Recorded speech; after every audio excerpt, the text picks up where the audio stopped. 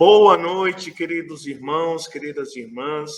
Bem-vindos ao Encontro Luiz Sérgio, no nosso segundo encontro sobre o estudo da obra Cascata de Luz.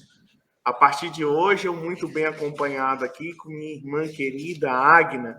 Boa noite, Agna. Boa noite. Boa noite, meus irmãos, minhas irmãs. É muito bom estar aqui com vocês. Maravilha. Muito feliz. Bom, Agna. Não, eu que estou feliz, porque há muito tempo queria te trazer para as lives, que eu acho que você teria uma contribuição importante. E graças a Deus agora deu certo. Bom, graças a Deus. Você faz a prece para nós, minha irmã? Faço sim. Vamos elevar o nosso pensamento a Deus, nosso Pai maior, a Jesus, nosso irmão, companheiro divino de todas as horas, e vamos agradecer a oportunidade bendita do estudo e pedir a Jesus a proteção para que possamos tirar o maior proveito desse estudo e que possamos tirar lições para as nossas vidas. Senhor Jesus, abençoe a todos que estão assistindo conosco e que possam ter bênçãos derramadas sobre a vida de todos. Que assim seja. Graças a Deus. Graças a Deus. Então, semana passada nós tivemos o nosso primeiro encontro, onde nós falamos um pouquinho sobre o prefácio e sobre o tema alma e espírito. Hoje, no capítulo 2, espírito, matéria e fluido vital. Então, Agna, nesse capítulo, o Luiz Sérgio começa falando de uma coisa interessante, que é a preocupação dos espíritos com as divisões que vem acontecendo na doutrina espírita, né? E divisões de os adeptos desse, os adeptos daquilo, os contra isso, os contra aquilo, e nisso vai se perdendo, né, muita energia, muita força, vai surgindo cisânia, vai surgindo brigas, né? Pessoas acham que o seu jeito é o melhor, o seu modelo de doutrina espírita, quando, na verdade, nós poderíamos caminhar de mãos dadas, né? Caminhar juntos e produzir muito mais do que ficar uns criticando a forma de outros trabalharem. E então Luiz Sérgio começa falando exatamente dessa preocupação, e eu achei importante também nós falarmos aquilo, porque muitas vezes as pessoas pensam, aquele pessoal lá são os adeptos do Luiz Sérgio, é como se fosse uma seita dentro da doutrina espírita. Não, meus irmãos, nós não adoramos não temos idolatria pelo espírito Luiz Sérgio, ou por qualquer dos mentores. Nosso objetivo é divulgar a doutrina espírita. E aqui nós falamos tanto de Luiz Sérgio, porque afinal são 40 livros que esse espírito psicografou, obras cheias de informações e que merecem que a gente converse aqui. Mas de forma alguma nós somos crentes de que Luiz Sérgio seja algo a parte da doutrina espírita. De jeito nenhum. O Luiz Sérgio é um exemplo para nós de um espírito que não era espírita, que se tornou espírita no plano espiritual, que estudou, aprendeu e compartilha conosco essas informações através das obras. Isso mesmo. O que você me fala? Pois é, o Luiz Sérgio, ele veio nessa obra justamente trazendo explicações para nós sobre a pureza da doutrina espírita, né?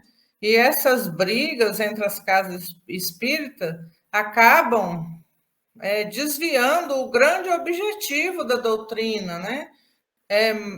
Que é o melhoramento do homem, a casa espírita, o objetivo maior, como ele mesmo diz, é melhorar o homem, não ficar um jogando pedra na outra, né? Então, nós temos, cada casa espírita, ela responsabiliza por si, não precisa ninguém ficar apontando os seus erros, né? Então, nós temos que trabalhar dentro das obras básicas de Kardec sem ficar apontando os erros dos outros. A gente tem que olhar os nossos erros e corrigir. É isso que eu penso, né? E é isso mesmo. que o Luiz Sérgio está falando aqui também. Até mesmo que o tempo que se gasta apontando o erro dos outros, você poderia estar fazendo algo de bom, né, minha irmã? Mas ele também, logo mais à frente, aí ele nos dá mais algumas informações sobre o espírito Esdras, que era um exímio pregador, né, um pregador de palavras fluentes, que é um instrutor que está acompanhando essa equipe. E mais à frente, nos esclarecimentos que eles tecem, eles vêm falar daquela questão de espiritista, espírita e espiritualista. Então, todo espírita, ele é espiritualista, mas nem todo espiritualista é espírita, porque espiritualistas são todos aqueles que acreditam na sobrevivência da alma ou do espírito após a morte, né? E o espírito é aquele que não só acredita, que tem a certeza, que acredita na comunicação entre os dois planos e que acredita também na reencarnação. São palavras criadas por Allan Kardec.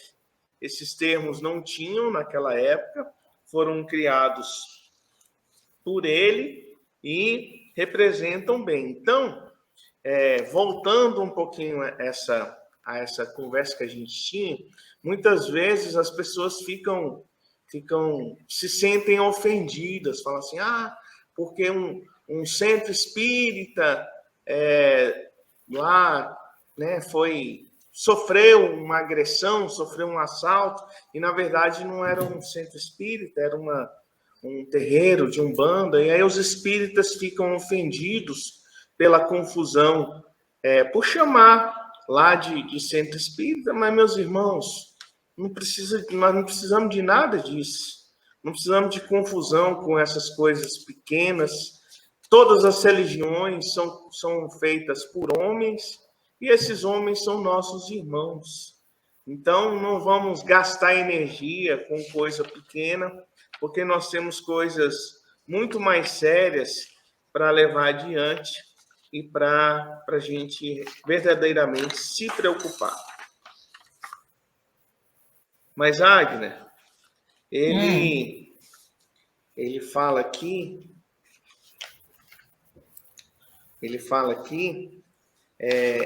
assim, ó.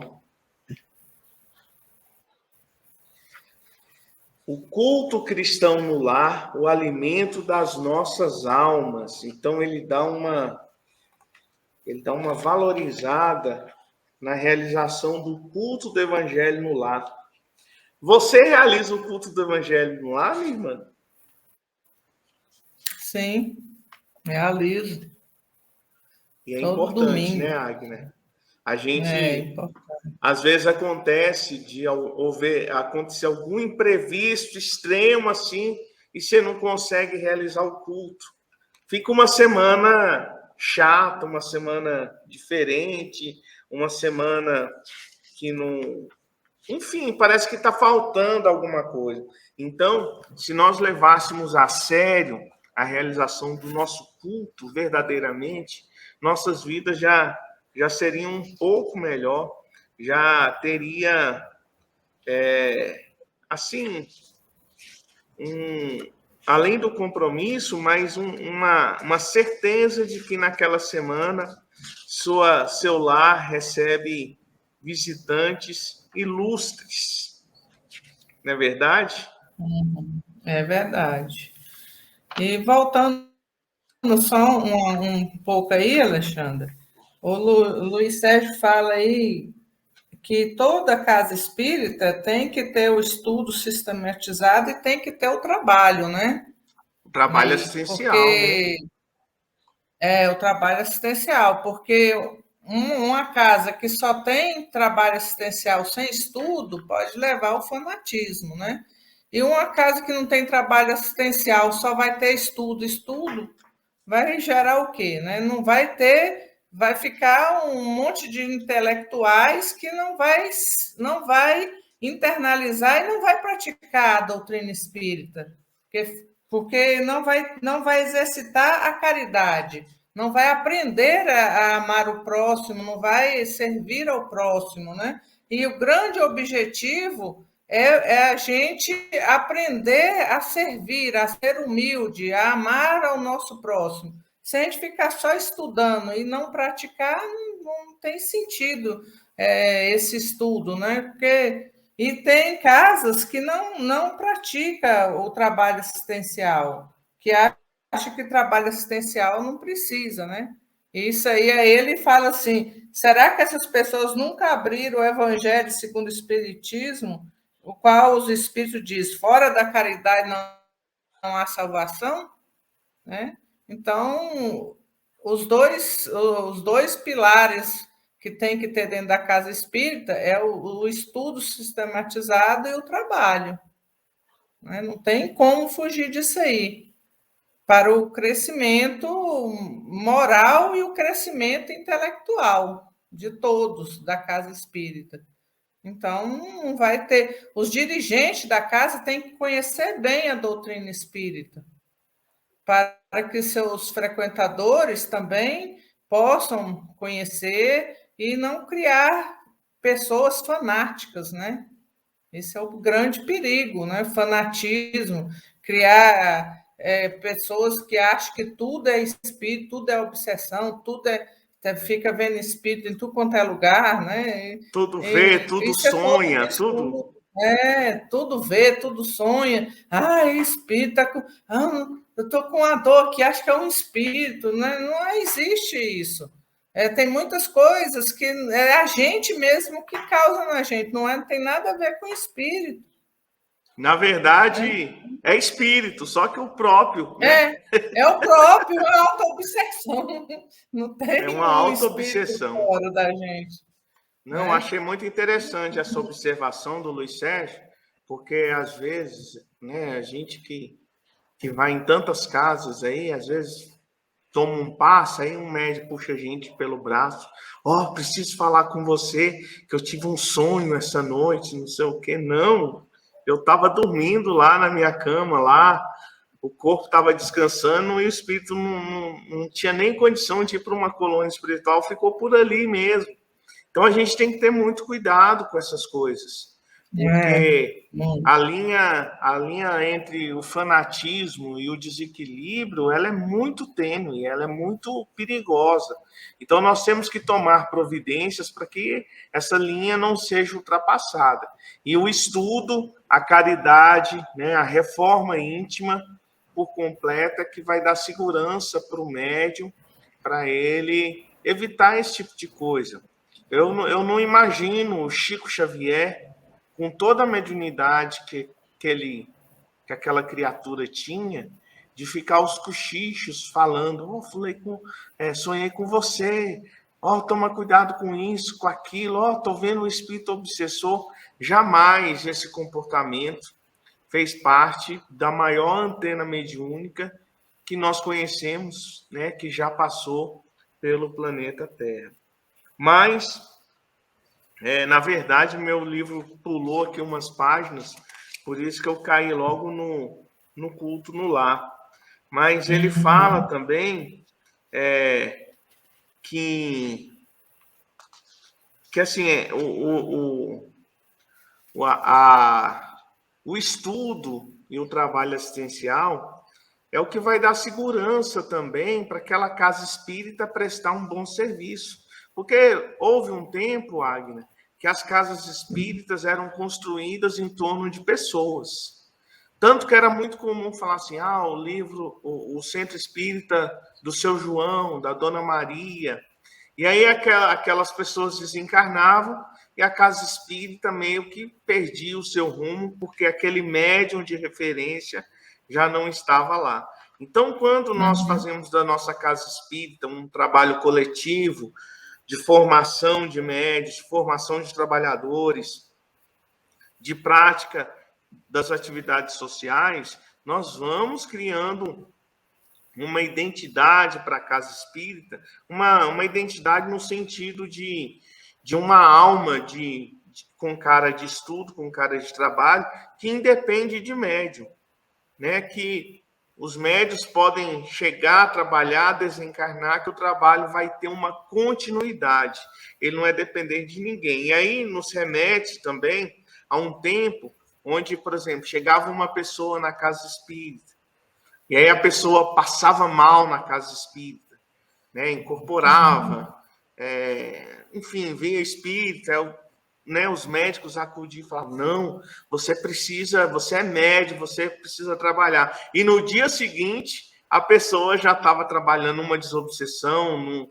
numa atividade, ou seja, as pessoas chegavam doentes, desequilibradas, e em vez de receberem uma preparação para poder ingressar no trabalho, já eram jogadas ali na mediunidade, e por isso que muitas vezes nós nos deparamos com médios com um potencial, assim, uma mediunidade muito ostensiva, mas que ainda estavam no dia a dia praticando algumas atitudes que não condizem com o comportamento de um médium dedicado à tarefa, né? Alimentando alguns vícios, né? Exercendo algumas atitudes que são atitudes daquelas pessoas que não se esforçam para poder fazer a sua reforma íntima. Mas fala mais para nós, Agner. Vê aí o que você ainda tem para nós.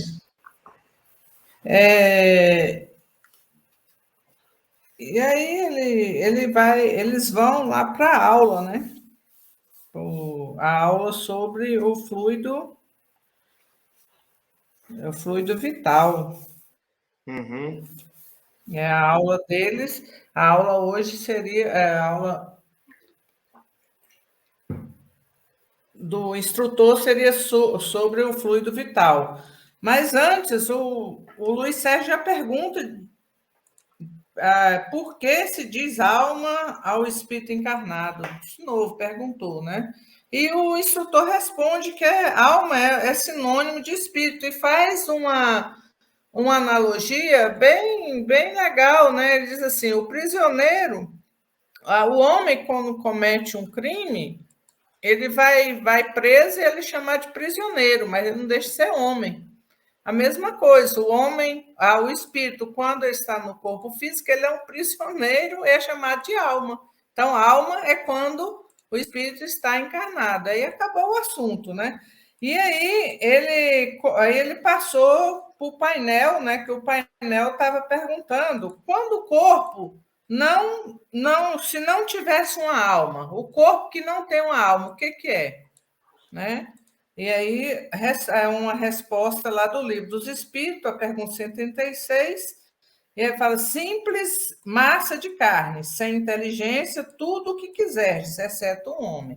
Então, um corpo, depois, sem a alma, depois que o espírito desencarnou, é só um corpo, um monte de carne, como que vai desintegrar, vai decompor e vai fazer parte de outros corpos e o espírito vai para o mundo espiritual, né? Então, ele começou a falar sobre o fluido vital, né? E o que é o fluido vital? Lá no Livro dos Espíritos, no Livro dos Espíritos fala sobre a diferença de seres orgânicos e inorgânicos. Os seres orgânicos têm uma fonte de atividade íntima, porque eles têm fluido vital. E os inorgânicos não têm, né? Porque os orgânicos, eles nascem, crescem, reproduzem e morrem. Todo ser orgânico, ele vai ter esse ciclo, né? E nesses inclui o homem, os animais, os vegetais. Então, nos inorgânicos são os minerais, eles não têm esse ciclo vital, né? Não, eles não nascem, não morrem, tem bem uma controvérsia aí, né? Mas não tem essa reprodução igual nós aqui que morremos e nos transformamos, né? Então, o fluido vital vem de onde esse fluido vital?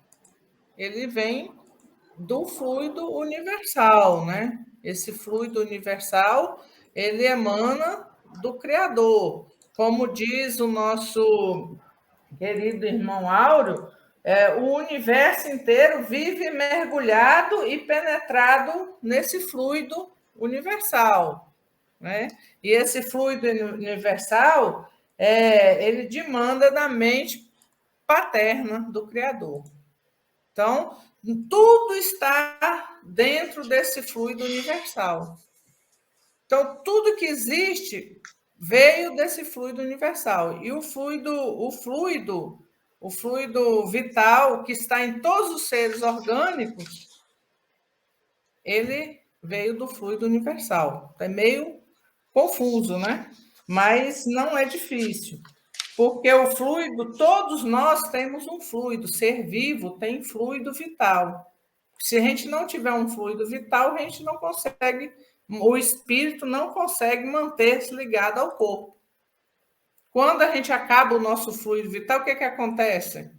A gente desencarna, né? Então, todo ser vivo, quando não tem mais fluido vital, ele desencarna. Igual um isqueiro, quando não tem mais fluido, só que aquilo lá não é fluido vital, né? Ele não tem mais fluido, ele não acende mais. E nós, quando não tem mais fluido, a gente desencarna, né? Uma analogia grosseira aí. Fala aí, Alexandre, explica melhor. Não, mas é interessante, essa analogia é interessante, ou seja, o gás é o combustível, é o que dá vida à chama. Acabou o gás do isqueiro, ele não vai acender. Acabou o fluido vital do nosso corpo, o corpo vai perecer. E assim como das outras coisas. E aí, o próprio Luiz Sérgio, em uma outra obra, ele vai fazer uma análise, né?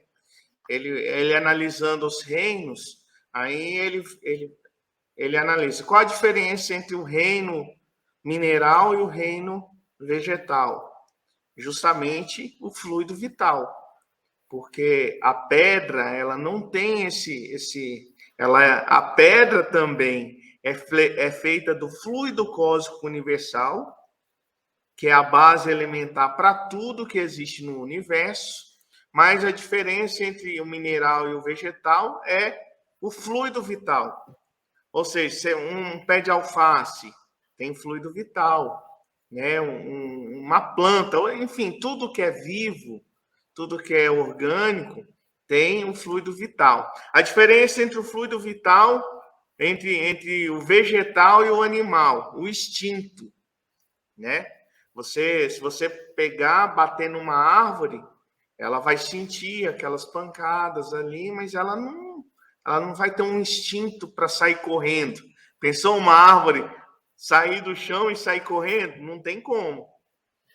Mas se você der um pontapé no cachorro, ou o cachorro vai te dar uma mordida ali de imediato, ou então vai sair correndo, né? É assim. E a diferença entre o animal e o homem, aí já é a razão, né? Já é o raciocínio. E a diferença entre o homem e o espírito elevado, entre o anjo, o arcanjo, é o sentimento. Que o sentimento já vai ser mais depurado. O nosso sentimento ainda é muito rudimentar.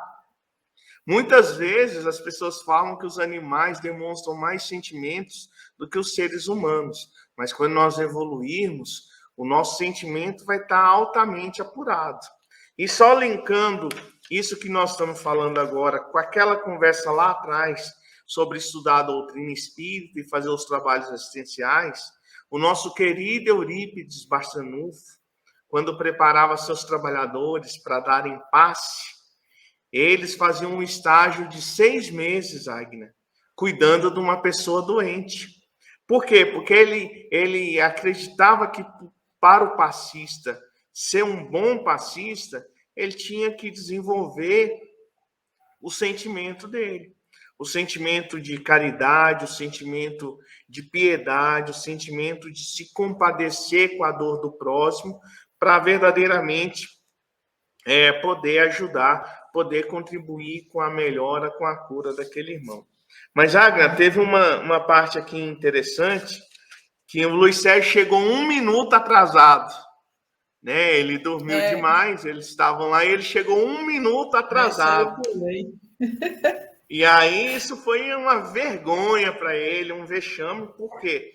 Porque lá no mundo espiritual a disciplina é muito valorizada. E ela precisa ser muito valorizada aqui no planeta Terra também. É muito ruim quando você está numa reunião e essa reunião não tem hora para começar.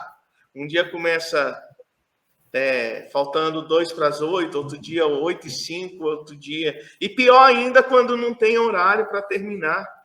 Né? A reunião só começa e sabe-se lá. Às vezes alguém vai fazer uma prece numa reunião pública, numa palestra, e a prece é quase do mesmo tamanho da palestra. Né? Então, nós temos que nos disciplinar. Não é uma prece longa que vai trazer o resultado, né, que a prece traz. Então, assim, a gente precisa, como Kardec, né, ter bom senso. Bom senso, sempre. Como Camille Flammarion, né, se referiu a Kardec, como o bom senso encarnado.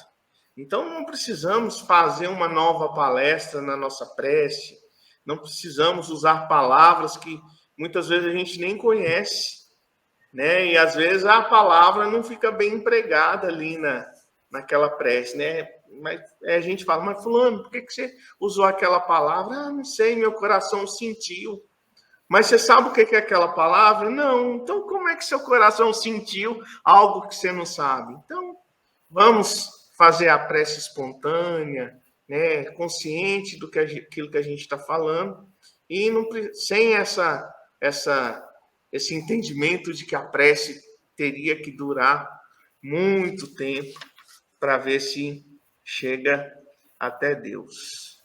Então, aí, para finalizar... Na verdade, nós somos muito indisciplinados, né? Nós somos muito indisciplinados. E qualquer disciplina é difícil das pessoas aceitarem, né? Qualquer casa espírita que tem disciplina, muitas pessoas não querem essa casa. Elas preferem aquelas que não têm horário, que pode chegar a qualquer hora, que pode sair a qualquer hora, porque disciplina é difícil para as pessoas ainda, né? Não são para todos. E a gente tem que começar a nos disciplinar. Disciplinar em casa, primeiramente, disciplinar os nossos horários, para a gente começar a ser disciplinar, para quando chegar no mundo espiritual não ficar passando vexame, né? Porque lá nós vamos ter que ser disciplinados. Lá não tem jeito. Às vezes, as pessoas buscam a fraternidade, né? Nossa casa espírita, Fraternidade Espírita Bom Samaritano, e aí no primeiro contato começa a falar, olha, eu sou espírita há mais de 30 anos, frequentava lá, tal lugar, mas o dirigente lá é muito exigente, inventou umas disciplinas agora, e aí por isso eu estou vindo para aqui. Eu falo, olha, acho melhor você não vir para aqui não, porque nós somos ainda mais enjoados que esse seu dirigente, aí você vai ficar com raiva da gente, vai sair falando mal, igual você está falando do dirigente lá da casa para nós. Mas nós temos que ser muito claros, né? Nós temos que mostrar como as coisas vão andar para a pessoa não se decepcionar. Agna, nosso tempo está pouquinho agora, mas eu queria falar um assunto aqui importante. Eu sei que ao longo do livro nós vamos voltar nesse assunto, mas ele fala duas coisas. Das pessoas que vão para o centro espírita como se fosse uma festa, né? Se produzem, né, para aquela reunião. O Luiz Sérgio mostra o pensamento dele, né, que isso é desnecessário. Às vezes a pessoa usa tantas joias que o barulho das pulseiras ali incomoda. Eu pensei, nossa, se o barulho dessa mulher que o Luiz Sérgio cita irritou a ele, que é espírito, imagina os encarnados. E não tem nada mais desagradável do que você receber o passe, né? E no que a pessoa vai fazer o passe de limpeza lá, aquele barulhão das pulseiras subindo e descendo ao longo do braço. E aí ele conta aquele caso lá daquele senhor que criava dificuldades naquela casa espírita que frequentava e que no pensamento dele ele achava que a doutrina espírita precisava modernizar-se, né? A gente vê aí um movimento forte, um movimento de pessoas que se dizem progressistas e que acham que precisa modernizar a doutrina espírita, pessoas, inclusive, que não aceitam o pensamento de Emmanuel, porque Emmanuel foi um padre jesuíta, pessoas que acham que, com a chegada das obras de Franciscano de Xavier, a gente tornou o espiritismo uma coisa meio católica, e nós podemos afirmar, Agna, que essas pessoas estão redondamente enganadas. O Livro dos Espíritos, ele é atualíssimo, né? A obra de Kardec, ela é atualíssima. A obra de Chico Xavier, ela é atualíssima. Você pega mensagens de Emmanuel, você pega os livros de André Luiz, eles são super atuais, tanto que tem alguns aspectos que a ciência está descobrindo agora, e isso lá em 1940 e pouco, André Luiz já falava através do Chico. Então, tenhamos cuidado, estudemos a doutrina espírita para estarmos seguros para quando essas pessoas que desejam modernizar a doutrina espírita chegarem nas nossas casas espíritas. Tem que ter cuidado mesmo. Você quer concluir? Não. Tem mais? É isso mesmo, né? Vamos concluir. Já passou o tempo. Isso, já deu o nosso tempo. Nós temos que ter cuidado, né? Para não deixar a doutrina ser permeada por coisas que depois vai transformar uma casa, não numa casa espírita, numa casa esotérica, né? Num negócio que vai ficar totalmente desvirtuado, né? Da doutrina espírita. Então, não que esses ambientes esotéricos sejam errados, mas que cada coisa seja errado. Cada coisa no seu lugar, né? Cada coisa no seu lugar, né? Não misturar as coisas, né? São Isso coisas mesmo. Diferentes. Cada um tem seu valor, cada um no seu lugar. Isso mesmo. Então tá bom, vamos fazer nossa prece final. Agradecemos aí a presença de todos que estiveram conosco e nos veremos na próxima terça-feira. Então, foi você que fez a prece inicial ou fui eu? Fui eu. Foi você, né? Então eu vou fazer a prece final. Senhor Jesus, bondoso e amado Mestre, muito obrigado, Senhor, pela oportunidade bendita desse encontro, pela oportunidade bendita desse estudo. Que todos os irmãos e irmãs que estão conosco, conectados, sejam envolvidos, Senhor, pelas vibrações amoráveis e tenham seus lares abençoados, protegidos, harmonizados, estabelecendo assim, Senhor, a paz em cada um. E assim, Mestre amado, encerramos a nossa reunião dessa noite.